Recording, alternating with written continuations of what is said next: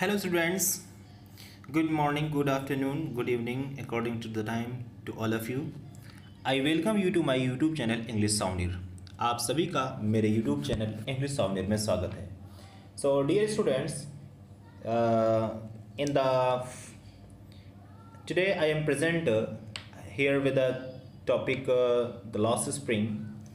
The first part of which has been taught by me, and now you can watch the first video.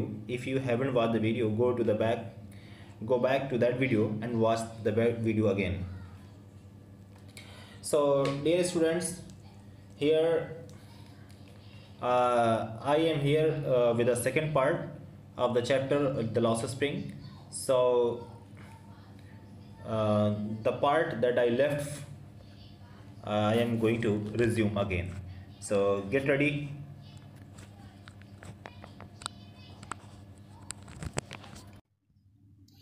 So dear students, it is his karam his destiny. हम लोग मुकेश की story पे पहुंचे थे, जो फिरोज़ाबाद की कहानी है. फिरोज़ाबाद जो चूड़ियों का शहर माना जाता है, वहाँ की कहानी है. तो मुकेश की एक ग्रैंड मदर दादी माँ हैं, वो कहती हैं it is his karam his destiny. यानी मुकेश की दादी माँ कहती हैं ये करम है. करम मीन्स डेस्टिनी, दुर्भाग्य. डेस्टिनी मीन्स होता भाग्य है, यही जो किस्मत में लिखा है. मुकेश की ग्रैंड मदर कहती हैं who has watched her own husband go blind. चूँकि मैंने बताया था कि वो लोग सिर्फ चूड़ियाँ बनाने के ही फैक्ट्री में सिर्फ काम करते हैं और कुछ नहीं, उनके उसके सिवा कुछ नहीं मिलता उनको. और तो इसी वजह से उसकी माँ जो दादी माँ है वो कहती है, क्योंकि उनका एक्सपीरियंस है वो शुरू से लेकर लास्ट तक, बुढ़ापे तक उन्होंने क्या महसूस किया वो बताती हैं कि who has watched her own husband. उन्होंने अपने हस्बैंड को ही देखा है गो ब्लाइंड, यानी कि अंधा होते हुए देखा है. विद द डस्ट, उससे धूल और कड़ से. From polishing the glass of bangles, जब वो चूड़ियों यानी शीशे की जो कांच की चूड़ियाँ होती हैं उसको जब पॉलिश करते हैं तो उससे जो डस्ट निकलती है उससे अंधा होते हुए अपने हस्बैंड को देखा है. अब देखिए यहाँ पर एक तरह का अगली लाइन में can a God given lineage ever be broken.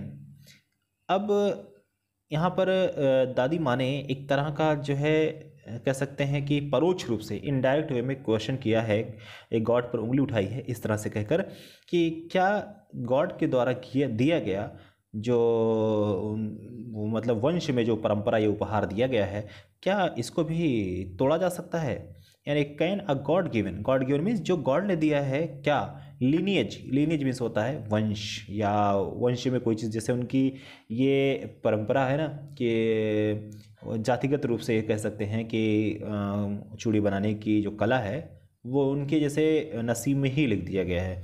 तो एक वंश रूपी चीज़ें चली आ रही हैं. तो can a God given lineage ever be broken, क्या गॉड के द्वारा दिया गया वो वंश यानी वंश में जो हमारे किस्मत में लिखा है, क्या इसको भी तोड़ा जा सकता है. शी इम्प्लाइज मीन्स होता है परोक्ष रूप से कहना, यानी कि बात इनडायरेक्टली कहना. Born in the caste of bangle makers, कह रही हैं कि जो हम किस जात में पैदा हुए हैं, बैंगल मेकर्स की जात में पैदा हुए हैं. They have seen nothing but bangles, यानी कि वो कहती हैं कि उन लोगों ने क्या किया है, कुछ भी नहीं देखा सिवाय क्या, बैंगल्स के. In the house, in the yard, in every other house, मतलब घर में, आंगन में, दूसरों के हर किसी घर में, एवरी अदर यार्ड, हर किसी दूसरे के यार्ड में, आंगन में. Every street in the Firozabad की हर गली, जो हर गली में सिर्फ क्या देखा है, चूड़ियाँ ही चूड़ियाँ देखें और कुछ नहीं देखा है. Spirals of bangles, sunny gold, paddy green, royal blue. देखिए जो यहाँ पर बताया गया जो चूड़ियों के छल्ले जो गोलाकार के होते हैं उसे स्पाइरल्स ऑफ बैंगल्स कहते हैं. जो छल्ले बनते हैं इस चूड़ियों के, मतलब दर्जन के साथ या जो भी हो, जो छल्ले बनते हैं उसको स्पाइरल्स कहते हैं. तो बैंगल्स सनी गोल्ड, यहाँ पे कलर का नाम है सनी गोल्ड, यानी कि कलर आप ध्यान देंगे, paddy green, royal blue, pink, purple, ivory, ये सारे कलर का नाम है. Every colour born out of the 7 colours, ये सारे कलर्स बनाए जाते थे किससे, 7 कलर्स है, जिसका नाम rainbow of the rainbow. Rainbow में 7 कलर्स होते हैं, 7 कलर्स होते हैं, इन्हीं 7 कलर से अलग अलग कलर्स बनाए जाते हैं. लाई इन माउंट्स इन अनकेप्ट यार्ड्स. अब देखिए लिखा है कि लाई इन माउंट्स, यानी कहाँ किसमें, माउंट्स क्या होता है, जैसे हीप होता है, बड़े बड़े ढेर होते हैं. जैसे आप मान लीजिए कहीं भी बालू या कोई मिट्टी का ढेर लगाते हैं तो उसमें एक माउंड बन जाता है, टीला टाइप का बन जाता है. तो लाई इन माउंट्स यानी टीला बन जाता है उसका इन अनकेम्प्ड यार्ड। अनकेम्प्ड मीन्स होता है अनटाइडी, यानी कि जो साफ़ सुथरा ना हो उसी को अनकेम्प्ड कहते हैं। तो यहाँ पर जो है जो चूड़ियों के जो छल्ले हैं ना वो पूरी तरह से रखे गए हैं माउंट्स के रूप में, छल्ले छल्ले लगा लगा करके, वो भी आंगनों में या यार्ड्स में जहाँ बहुत साफ़ सफाई भी नहीं है। और ये are piled on 4 wheeled handcarts, और ये भी इनको पाइल्ड मीन्स होता ढेर लगा दी जाती है इनकी, किस पे, 4 पहिए वाले हैंड कार्ट्स पर, जिसे हाथ गाड़ी जिसे कहते हैं, हाथ से ढोने वाली गाड़ी पे इनको लाद दिया जाता है, यानी कि चूड़ियों को। Pushed by young men along the narrow lanes. अब पुश्ड बाय यानी कि उस गाड़ी जो है पुश की जाती है किसके द्वारा, उस यंग मैन के द्वारा, मतलब बहुत कुछ लड़के होते हैं जवान जवान, उनके द्वारा वो कार्ट्स जो है ढोया जाता है, ले जाया जाता है अलोंग द नैरो लेन्स, उन छोटे छोटे गलियों से, ऑफ द शैंटी टाउन। अब ये वर्ड है शैंटी। शैंटी मीन्स क्या होता है, यानी शेड। शेड मीन्स होता है छप्पर, यानी कि चूँकि फिरोज़ाबाद की गलियों और मोहल्लों में जो घर हैं वो बिल्डिंग नहीं है, बल्कि वो शेड छप्पर वाले घर हैं, जो कॉलोनियाँ बनी हुई हैं, जो वहाँ की कॉलोनीज़ हैं वो क्या हैं, छप्पर वाली कॉलोनीज़ हैं, यानी शेड वाली कॉलोनीज़ हैं। इसीलिए कहा गया है कि उन गलियों, छोटी छोटी गलियों में से होते हुए जो ऐसे टाउन में जहाँ पे सिर्फ शैंटी, मतलब शैंटी ही शैंटी है, यानी कि सिर्फ झोपड़ी ही झोपड़ी है और छप्पर ही वाले टाउन्स में होते हुए गुजरते हैं। And in dark hutments next to lines of flames of flickering oil lamps sit boys and girls with their fathers and mothers welding pieces of coloured glass into circles of bangles. अब देखिए यहाँ पर कुछ लड़के और लड़कियाँ भी हैं जो अपने फादर और मदर के साथ बैठते हैं और क्या करते हैं, वेल्डिंग, मतलब पीसेस ऑफ कलर्ड ग्लासेस को वेल्डिंग करते हैं उनको, और उनकी चूड़ियाँ बनाते हैं। और याद रहे, और कहाँ पे बैठते हैं जानते हैं, डार्क हटमेंट्स में, यानी कि उस अधेरी, हटमेंट्स मीन्स होता है कैंप जैसे होता है ना, मतलब टेम्पोरेरी घर होता है। तो next to lines of flames, next to मतलब बगल में, लाइन्स ऑफ फ्लेम्स यानी कि जहाँ पे फ्लेम्स यानी कि जो ज्वाला की जो कतारें लाइनें लगी होती हैं, मतलब यूँ लाइन से फ्लेम जल रहा होता है, वहाँ पे बैठते हैं। और फिर क्या है, और वो कैसे पता किसकी तरह से, फ्लिकरिंग। फ्लिकरिंग मीन्स होता है लुपलुपाना, जैसे जब ज्वाला होती है ना, जो लपक होती है, जो ऊपर नीचे होती है, उसी को फ्लिकरिंग कहते हैं। ऑयल लैम्प्स, और वो ऑयल लैम्प्स के जो ऑयल लैम्प्स होते हैं ना, यानी कि जो हमारे यहाँ जैसे लैंटर्न एक लैंप होता है, उसमें जो वो बत्ती लगी होती है, उसमें लपक निकलती है, तो वो जो ऊपर लुपाती हुई आती है, तो अंधेरा होता है, अंधेरा उससे बहुत ज़्यादा उजाला नहीं होता है, वहाँ पर जो है वो बैठती हैं, और लड़के और लड़कियाँ बैठते हैं अपने फादर और मदर के साथ, और क्या करते हैं, वेल्ड मीन्स जोड़ते हैं पीसेस ऑफ कलर्ड ग्लास, यानी कि कांच के टुकड़ों को जो बिल्कुल कलर्ड होते हैं, मतलब रंगीन होते हैं, और इनटू सर्कल ऑफ बैंगल्स, यानी कि चूड़ियाँ बनाते हैं। Their eyes are more adjusted to the dark, और उनकी आँखें जो होती हैं पूरी तरह से ज़्यादा एडजस्ट हो जाती हैं उस अंधेरेपन से, than to the light outside, comparatively उसके जो आउटसाइड में लाइट दिखाई देती है, यानी बाहर रोशनी के कंपैरिजन में अगर देखें, उनकी आंखें जो हैं वो एडजस्ट कर लेती हैं उस अंधेरेपन से, क्योंकि अंधेरे में हमेशा काम करते हैं। That's why they often and up losing their eyesight before they become adults, यानी कि वो लोग क्या करते हैं, वयस्क होने से पहले ही वो लोग अपनी आंखें खो बैठते हैं, यानी कि आईसाइट जो उनकी जो आंखें की रोशनी होती है लगभग ख़त्म हो जाती है, यानी कि जवान होने से पहले। Next, Savita, a young girl in a drab pink dress, she sits alongside an elderly woman. Savita है, कौन है, सविता है एक यंग लड़की, जवान लड़की है, in a drab pink dress. Drab means क्या होता है, ड्रैब मीन्स होता है जिसमें ब्राइटनेस कम हो, यानी कि या तो पुराना होने की वजह से, या तो बहुत ज़्यादा घिस जाने की वजह से जो ड्रैब हो जाता है उसी को, यानी जो घिस जाता है, जिसमें कलर उतर जाता है, उसी को ड्रैब कहते हैं। तो सविता जो एक छोटी लड़की थी, जवान लड़की थी, वो ड्रैंक पिंक ड्रेस में थी, यानी कि बिल्कुल कलरलेस पिंक कलर के ड्रेस में थी। वो sits alongside an elderly woman, एक बड़ी औरत के बगल में बैठी हुई होती है। सोल्डरिंग, देखिए सोल्डर मीन्स क्या होता है, जोड़ना, जैसे आपने देखा होगा मोबाइल में सोल्डरिंग होती है, सोल्डरिंग करते हैं ना, तो वही होता है सोल्डरिंग पीसेस ऑफ ग्लास, यानी कि वो पीसेस ऑफ ग्लास को सोल्डर करती है, यानी कि जोड़ती है, उसमें टाँके लगाती है। As her hands move mechanically, और उसके हाथ जैसे है मैकेनिकली, यानी कि जैसे मशीन की तरह से घूमते हैं, और like the tongues of machine, यानी कि जैसे मशीन के जैसे जीभ होते हैं ना, टंग्स होते हैं, जबान होती है, उसी तरह से उसके हाथ भी मूव करते हैं। I wonder if she knows the sanctity of the bangles she helps make. अब वो सरप्राइज़ यहाँ पे ऑथर कहती हैं कि अब मुझे सरप्राइज़ है, मैं वंडर कर सोचती हूँ कि क्या उस लड़की को भी इस बैंगल्स की सैंक्टिटी यानी पवित्रता के बारे में पता है। सैंक्टिटी मीन्स होता है पवित्रता। अच्छा, बैंगल्स की पवित्रता कहाँ से इसको प्रूव करना है। जैसे लड़कियों की जब शादी हो जाती है ना, शादी होती है, जब लड़कियों की शादी होती है तो वो बैंगल्स पहनती हैं, उसी के रेफरेंस में ही बात कही, आगे चल के डिटेल में पता चलेगा। तो she knows the sanctity of the bangle she helps make, यानी कि जैसे वो लड़की क्या करती है, जो भी जवान लड़की है और एक औरत जो है, बड़ी औरत है, मतलब उम्र में काफ़ी बड़ी है, या यूँ कह लीजिए उसकी शादी हो चुकी है, तो वो बगल में बैठी हुई है और उसकी हेल्प कर रही है बनाने में। तो चूड़ियों की पवित्रता के बारे में क्या उस लड़की को भी पता होगा।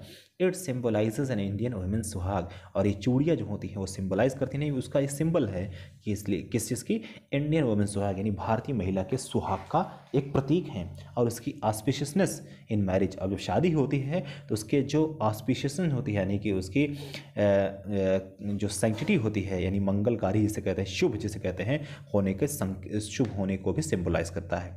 जो चूड़ी होती है सिम्बलाइज करती है। It will dawn on her suddenly one day, it will dawn on her suddenly one day when her head is strapped with a red will। देखिए dear, it will dawn on her suddenly का मतलब होता है जब ये चूड़ी जो है अचानक से उसके ऊपर पहनाई जाएगी। डॉन मीन्स होता है कि किसी भी चीज़ की शुरुआत करना, और स्पेशली उस लड़की पर बताया गया है। वन डे मीन्स एक दिन, जब उसका दिन आएगा। तो when her head is draped, और जब उसका सिर पूरी तरह से ड्रैप मीन्स होता है ढका जाएगा विद रेड व्हील, यानी लाल पर्दे से, लाल आंचल से, यानी यूँ कह लीजिए कि जब वो दुल्हन बनेगी, हर हैंड्स डाइड, और उसके हाथों को क्या किया जाएगा, रंग दिया जाएगा। डाइड मीन्स रंग दिया जाएगा, रेड यानी रेड कलर से, और भी किस चीज़ का रेड कलर, विद हैना, हैना मीन्स होता है मेहंदी।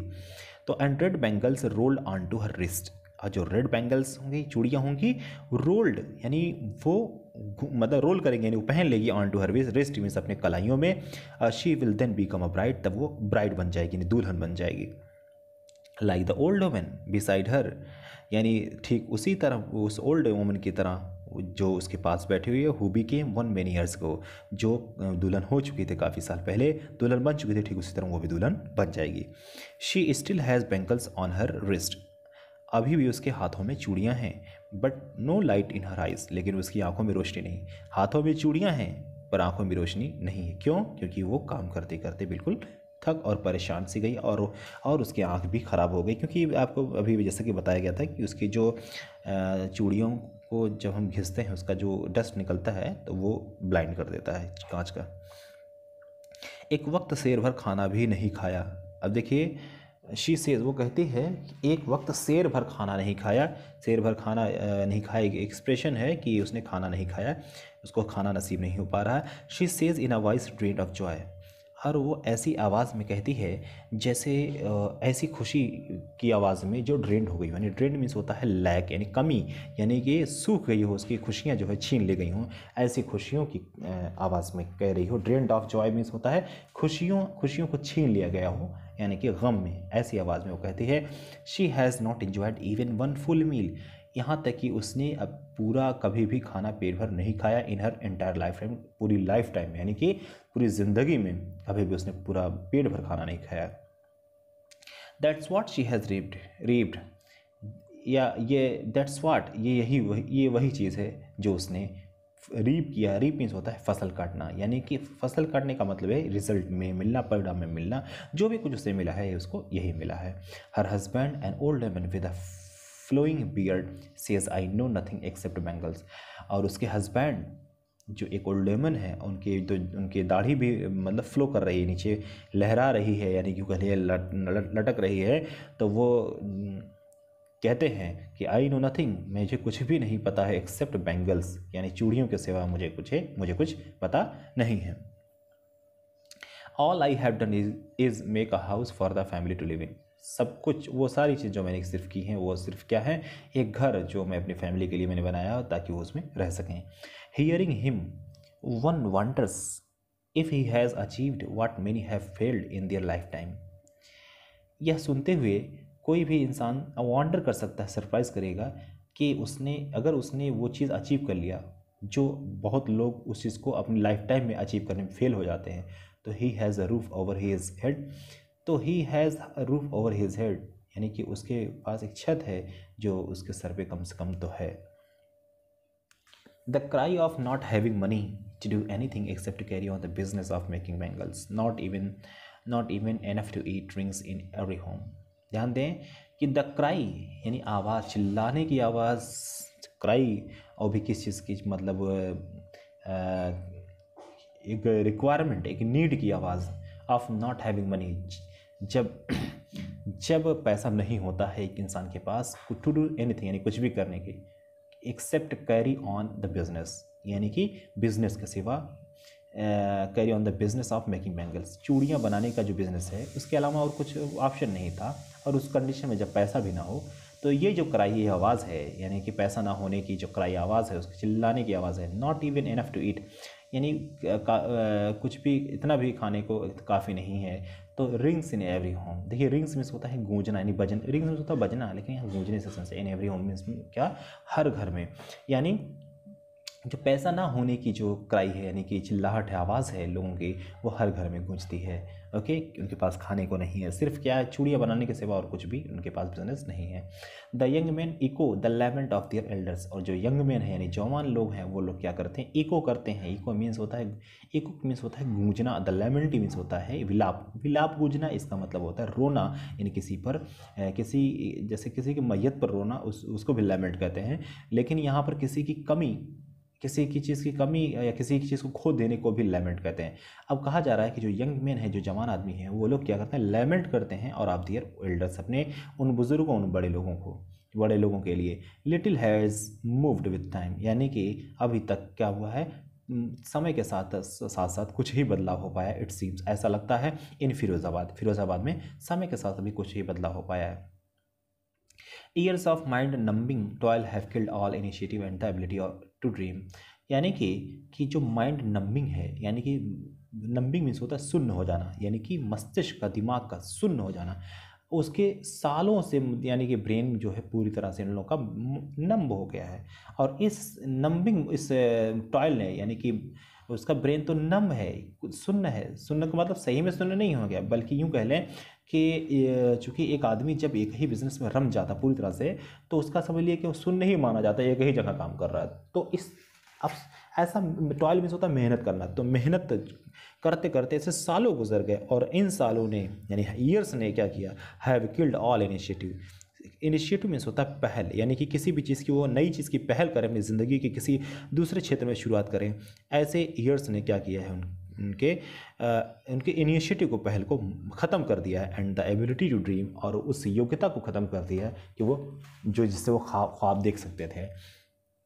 यानी कि सालों साल से जो काम करते चले आ रहे हैं ना, वो उनके माइंड नंबिंग टॉयल जो है, ये ऐसी मेहनत जिसमें यूँ कह लीजिए कि दिमाग खाली सुन्न हो गया है, सिर्फ वही मेहनत करेंगे और कुछ नहीं करेंगे।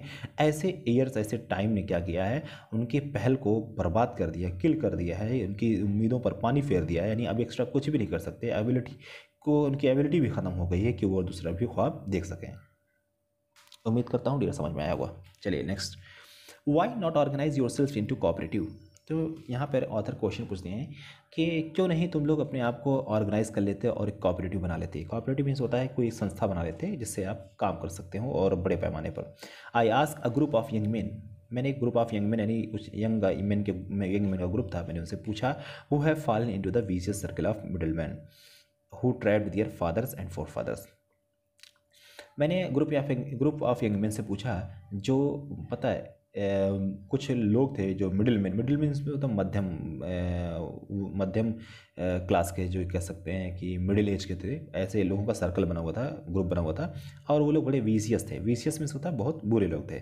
तो वो उस यंग मैन के ग्रुप से मैंने पूछा, जो vicious circle of middle man में ट्रैप हो गए थे, वो मतलब यूँ कह लीजिए उसमें शामिल थे, उस ग्रुप में शामिल थे ऐसे लोग। मुझसे मैंने पूछा वो ट्रैप देयर फादर्स, जिन्होंने अपने फादर्स को ट्रैप कर लिया, पकड़ रखा था, एंड फोर फादर्स, अपने पूर्वजों को भी पकड़ रखा था। तो इवन वी, यहाँ पकड़ने का मतलब जानते हैं क्या है, यहाँ पर उनकी जो है दिए गए जो दिया गया उनका काम है उसी को आगे बनाए रखने को यहाँ पर ट्रैप कह सकते हैं। Okay, even if we get organised, तो जवाब आता है कि अगर भले ही हम लोग ऑर्गेनाइज हो लें, वी आर द वंस, हम वो हैं who will be hold up by the police. तो अगर मान लीजिए हम शुरू भी कर रहे हैं तो हमें क्या करेगी, पुलिस हॉल अप कर लेगी। हॉल अप मीन्स होता है कहीं किसी हाल्ट पर ले जाना, स्पेशली तब कहीं से जैसे ड्राइव किए हो या कहीं आने जा ड्राइविंग के बाद कहीं ले जाने को, किसी हाल्ट पर ले जाने को उसे हॉल अप कहते हैं। लेकिन यहाँ पर पुलिस के द्वारा उसको ले जाया जाएगा और उसको पीटा जाएगा एंड ड्रैग्ड, और खींच ले जाया जाएगा टू जेल, कहाँ, जेल में, और फॉर डूइंग समथिंग इलीगल, यानी कि कुछ इलीगल किया गया। यानी अगर वो कोऑपरेटिव शुरू करते हैं तो इसका मतलब है कि वो इलीगल काम होगा और इसी लीगल काम के लिए पुलिस उनको खींच ले जाएगी जेल में और उनकी पिटाई भी करेगी। दे से यानी वे लोग कहते हैं, there is no leader among them, उनमें से कोई भी उनका लीडर नहीं है। No one who could help them see things differently, और कोई भी उनमें से ऐसा नहीं जो उनकी मदद कर सके कि वो उन चीज़ों को डिफरेंटली, अलग तरीके से देखें। यानी कि अभी चूड़ी बनाने के पेशे को ही सिर्फ ना समझे, बाकी दुनिया में और भी चीज़ें हैं, और भी स्कोप्स हैं, और भी फ्यूचर बनाने के लिए और भी तरीके हैं, उनको भी देखें। लेकिन ऐसा उनमें से कोई नहीं था जो उनको बता सके। Their fathers are as tired as they are, उनके फादर्स जो हैं उतने टायर्ड हैं जितना वे होते ही हैं। टायर्ड मीन्स होता है थके होना, यानी कि कमज़ोर होना। और they talk endlessly in a spiral, और वे क्या करते हैं, एंडलेसली, बिना बात करते हैं जैसे ख़त्म ही ना हो बात उनकी। इन ए स्पाइरल मीन्स होता है, देखिए चूड़ियाँ बनाने की प्रोसेस में ये हो सकता है, या फिर बातों को इस प्रकार, मतलब बातों को इस तरह से करते रहना कि वो ख़त्म ही ना हो, स्पाइरल मूवमेंट में।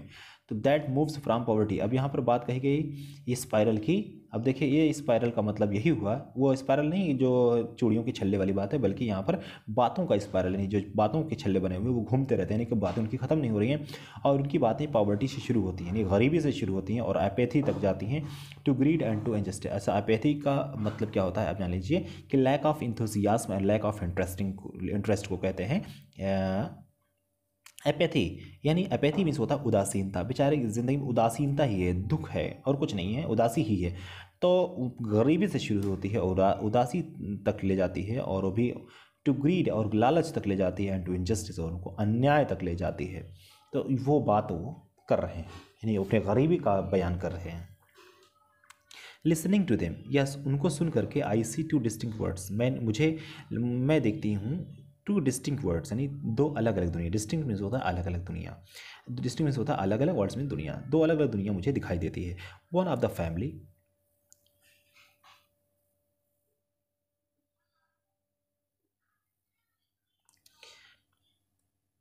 One of the family caught in a web of poverty.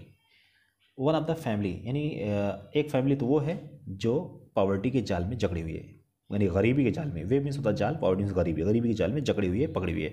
और burden by the stigma of caste, burden means उस पर बोझ ला दिया गया एक लांछन का, किस चीज़ का लांछन, जात पात का, यानी उसको कास्ट का, जाति का एक लांछन लग गया, उस पर बर्डन डाल दिया गया, इन विच दे आर बॉर्न, जिसमें वो बेचारे पैदा हुए हैं। और the other a vicious circle of the साहूकार, दूसरा एक सर्कल है उस दुष्ट लोगों का, विशेष में तो दुष्ट लोग, बुरे लोग, और फिर साहूकार, द मिडिल मैन, जो मध्यम वर्गीय होते हैं, द पुलिस मैन, ये क्या है, पुलिस मैन है, यानी कि पुलिसमैन लोग, बेचारे लोग परेशान करते हैं उनको। The keepers of law, keepers of law means होता है वकील वगैरह। तो इन सारे लोग, द ब्यूरोक्रेट्स, यानी ब्यूरोक्रेट्स मीन्स होता है ऐसे लोग जो तानाशाही दिखाते हैं, ठीक है। एंड द पॉलिटिशियंस, और पॉलिटिशियंस यानी जो राजनीतिक नेता उन लोग होते हैं, नेता वगैरह, ये सब सारे क्या करते हैं, ये उन बेचारों को परेशान करते हैं और कुछ नहीं करते हैं। दो दुनिया है, इन लोगों की अलग दुनिया है, उनकी अलग दुनिया है। Together they have impose the package on the child that he can not put down. अब इसके साथ साथ उन्होंने क्या किया है, इम्पोज कर दिया है। इम्पोज मीन्स होता है लाद दिया है, द बैगेज यानी उस बस्ते को, ऑन द चाइल्ड यानी बच्चे के ऊपर, that he can not put down, जो वो बच्चा उतार नहीं सकता। यानी कि चूड़ियाँ बनाने की परंपरा जो उनकी यही जो चूड़ियाँ बनाने की परंपरा है उन्होंने अपने बच्चों पर डाल दिया, जो कभी बच्चे उतार नहीं सकते।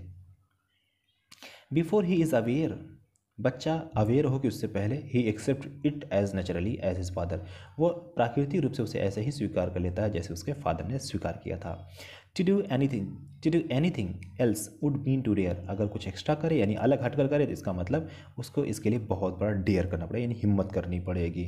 And daring is not part of his growing up, यानी और डेयरिंग हिम्मत करना उसके ज़िंदगी का हिस्सा नहीं है, यानी कि उसके ग्रोइंग अप मीन्स होता है लाइफ कह सकते हैं, उसके बड़े होने को ग्रोइंग अप कहा गया है, यानी उसके जब वो बड़ा हो रहा है तो यानी उसकी लाइफ में ये उस हिस्सा नहीं है, डेयरिंग करना उसकी लाइफ में हिस्सा नहीं है। और when I sense a flash of it in Mukesh, अब जब मैं सेंस करती हूँ यानी मुझे फील होता है कि a flash of it in Mukesh, यानी इसकी एक चमक मुकेश में दिखाई देती है, तो आई एम चीयर्ड, तो थोड़ी सी मुझे एक मुस्कान आती है मेरे चेहरे पे। क्यों? क्योंकि मुकेश कह रहा है मैं मोटर मैकेनिक बनूंगा, वो अलग तरीके से थोड़ा सा सोच पा रहा है। I want to be a motor mechanic, मैं मोटर मैकेनिक बनूंगा। ही रिपीट्स, बार बार वो कहता है। He will go to garage and learn, और वो गैरेज जाएगा, मतलब वहाँ जहाँ कार वगैरह बनती हैं और वो सीखेगा। But the garage is a long way from his home, लेकिन गैरेज उसके घर से बहुत दूर है। आई विल वॉक, वो कहता है मैं चल के पैदल जाऊँगा उतनी दूर, मैं चलूँगा वहाँ तक जाऊँगा, मैं करूँगा। ही इंसिस्ट मीन्स होता बार बार वो जोर देता है उस बात पर। देखिए आगे, do you also dream of flying a plane, तो क्वेश्चन वो ऑथर ने फिर क्वेश्चन पूछा कि क्या तुम ख्वाब देखते हो प्लेन उड़ाने का ख्वाब देखते हो?